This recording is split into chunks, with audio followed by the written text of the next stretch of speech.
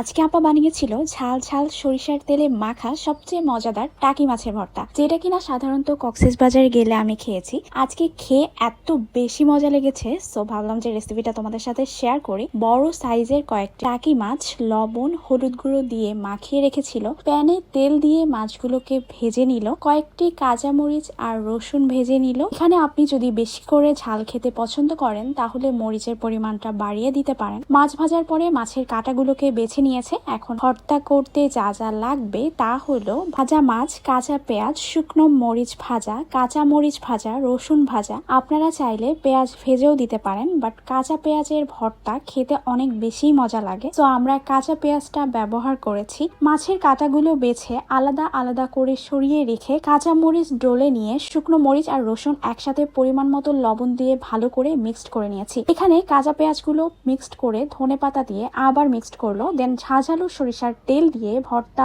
মজা করে মাখিয়ে রেডি করে ফেললো মজাদার ঝাঁঝালো টাকি মাছের ভর্তা। এটা গরম গরম ভাতের সাথে খেতে অনেক বেশি মজা লাগবে। এটা খেতে অনেক বেশি মজা হয়েছিল। বাসায় একবার হলেও অবশ্যই ট্রাই করে দেখবেন। Thanks for watching the video.